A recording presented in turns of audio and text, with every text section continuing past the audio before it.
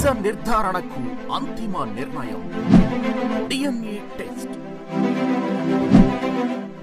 ఉన్నది ఉన్నట్లుగా వాస్తవాలను శోధించి వివరించే మన డిఎన్ఏ టీవీ, మన రాష్ట్రం, మన ఛానల్. మిత్రులందరికీ నమస్కారం. ముఖ్యంగా రాష్ట్ర ప్రభుత్వం మనకి జనాభాలో అత్యధిక ఉన్నటువంటి బీసీ కులాలకు సంబంధించి కొన్ని సంక్షేమ కార్యక్రమాలు అనేవి అమలు చేయడం జరుగుతుంది. అయితే మనకి డీబీటీ పథకాలు ఏవైతే ఉన్నాయో ఆ పథకాలు కాకుండా అంటే డైరెక్ట్ బెనిఫిట్ ట్రాన్స్ఫర్ ఆఫ్ క్యాష్కి సంబంధించి మనకి తల్లి వందనం కానీ ఇటువంటివన్నీ చాలా పథకాలని అమలవుతున్నాయి. వాటితో పాటు ఈ సంవత్సరం చేతి వృత్తుతో బతికే కులాలు ఉన్నాయి. అదే రకంగా ప్రాక్టీసింగ్ ఆర్టిజన్స్ కొంతమంది ఉన్నారు. వీరందరికీ మెరుగైనటువంటి జీవనోపాధులు కల్పించడం రాష్ట్ర ప్రభుత్వం యొక్క ముఖ్య ఉద్దేశం. దానికి సంబంధించి ఆదరణ 3 అనే పథకాన్ని అమలు చేయడానికి ప్రభుత్వం 1000 కోట్ల రూపాయల వరకు కూడా బడ్జెట్ కేటాయించడం జరిగింది. అయితే దానిలో భాగంగా ఈ ఆదరణ 3వ పథకం 3 ఆదరణ 3 ద్వారా చేతి వృత్తితో బతికే వాళ్ళకి, ముఖ్యంగా వెనుకబడిన తరగతుల వాళ్ళందరికీ కూడా జీవనోపాధులు మెరుగుదల చేయాలి, వారికి నాణ్యమైన పనిముట్లు ఇవ్వాలనేది రాష్ట్ర యొక్క ముఖ్య ఉద్దేశం. దానిలో భాగంగానే మేము జిల్లా స్థాయిలో కుల సంఘాలతోని అదే రకంగా రాష్ట్ర స్థాయి సంఘాలతో వీళ్ళందరితో కూడా మాట్లాడడం జరిగింది. వాళ్ళు ముఖ్యమైన ట్రేడ్స్ ఒక 20 ట్రేడ్స్ గుర్తించారు. 851 పరికరాలను గుర్తించారు. అయితే మళ్ళా గౌరవ ముఖ్యమంత్రి గారు వారు ఇచ్చినటువంటి సలహా ఏంటంటే, వారు ఇచ్చినటువంటి ఎందుకంటే ఈ పథకాన్ని చాలా పకడ్బందీగా అమలు చేయాలంటే ఈ కార్పొరేషన్తో అదే రకంగా కుల సంఘ ప్రతినిధులతో కూడా మనం విస్తృతంగా చర్చలు జరిపించి ఈ వెనుకబడిన తరగతుల వారికి ఏది మంచిది, వారి యొక్క సుస్థిరమైనటువంటి జీవనోపాధికి ఏది మంచిది అనే పైన వర్క్షాప్ లాంటివి పెట్టమని చెప్పడం జరిగింది. దానిలో భాగంగానే ఈరోజు మనం 10 కుల సంఘాల కార్పొరేషన్ సభ్యులతో మాట్లాడతాం. సో ఈ రకంగా అంటే స్టేక్ హోల్డర్స్ ఇన్వాల్వ్మెంట్ అనేది ఈ పథకంలో ముఖ్యం. సో లబ్ధిదారులు ఈ పథకంలో ఇన్వాల్వ్ అయినట్టయితే వారికి మరిగినటువంటి జీవనోపాధులు పొందుతూ మంచి జరుగుతుంది. దీనికి వైడ్ పబ్లిసిటీ ఇవ్వడం మంచిదని ఉద్దేశంతో ఈ సమావేశం మనం ఇక్కడ గొల్లపూడిలో పెట్టుకోవడం జరిగింది. సో ఇప్పుడు మన మంత్రివర్యులు మన సవితమ్మ గారిని మీతో మాట్లాడమని చెప్పేసి కోరుకుంటున్నాను. నేను సెక్రటరీ సత్యనారాయణ, బీసీ సంక్షేమ శాఖ సెక్రటరీ సత్యనారాయణ. అందరూ నిన్నటి రోజున 150 కోట్ల ప్రజల కోరిక తీర్చిన ప్రపంచ కప్ మరి మా మహిళా క్రీడలు ఆడి దేశ గౌరవాన్ని పెంచిన మన క్రికెట్ టీం అందరికీ ప్రజలందరి తరఫున ప్రత్యేకమైన అభినందనలు తెలియజేస్తూ, అదేవిధంగా ఒక పక్క మహిళలు ఎంత విజయవంతంగా మరి ఎంత పట్టుదలతో భారతదేశం అంతా నిన్నంతా గెలవాలని అందరూ కోరుకున్నట్లుగానే మరి గెలిచి చూపించారు.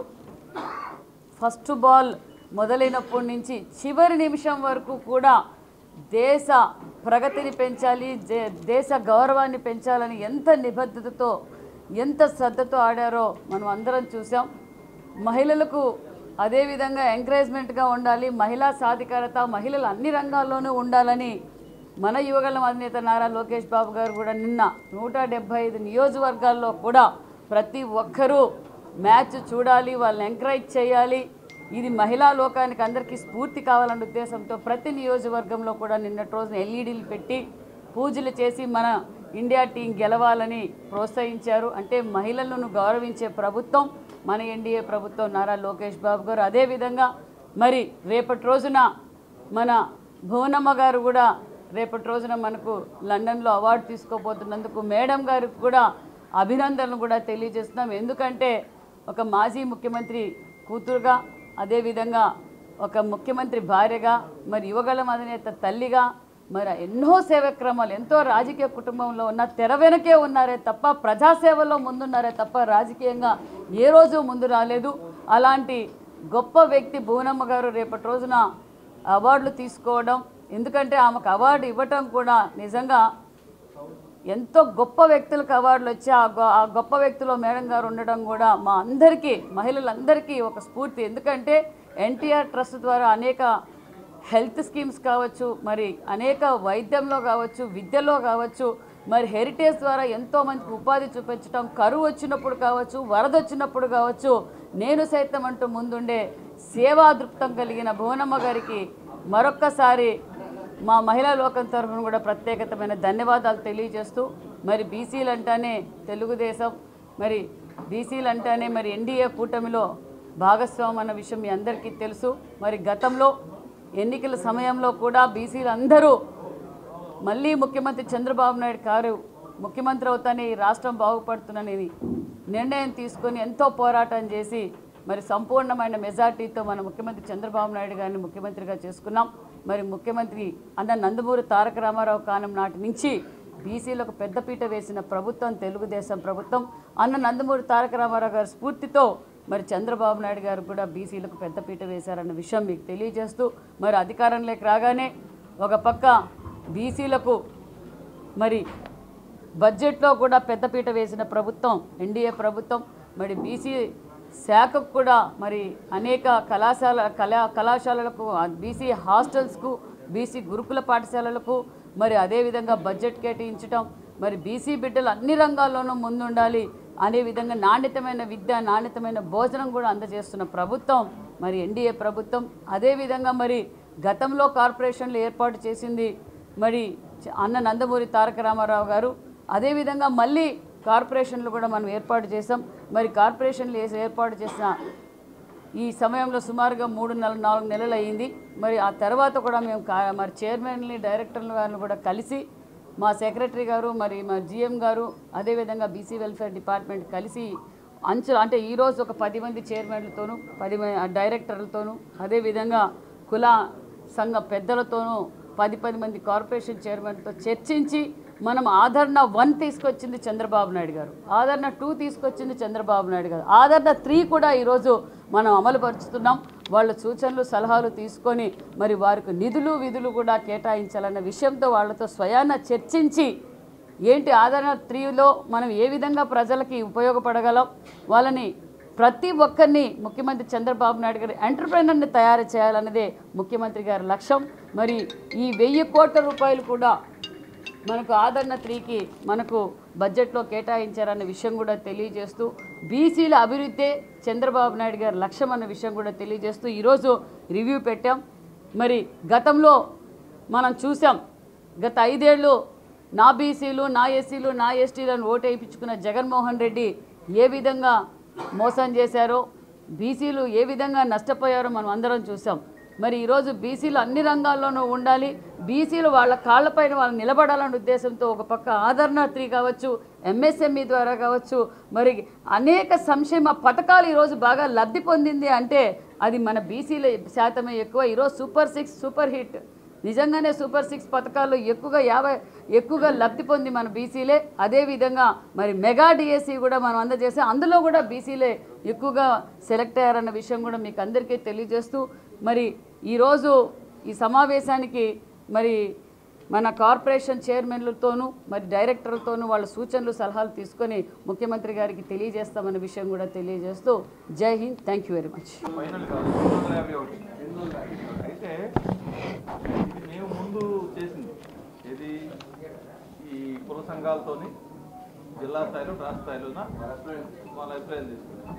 అయితే ఇంకా ఎన్ని ఉన్నాయో మనకు తెలియని కొన్ని ఉంటాయి, షేర్ చేసుకొని ఇంకా ఫర్దర్గా ఇంప్రూవ్ చేసింది. ఎందుకంటే ఇప్పుడు మెకనైజేషన్ అనేది ఎక్కువ జరుగుతున్నాయి.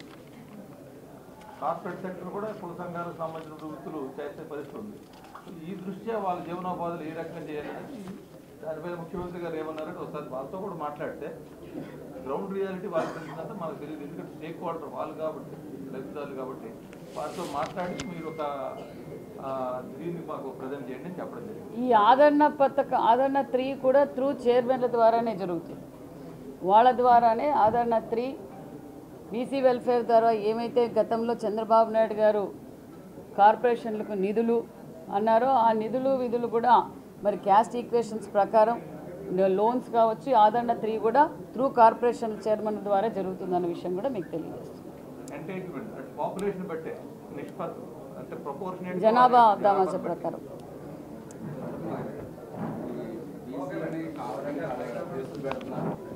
బీసీల మీద ఏమన్నారండి?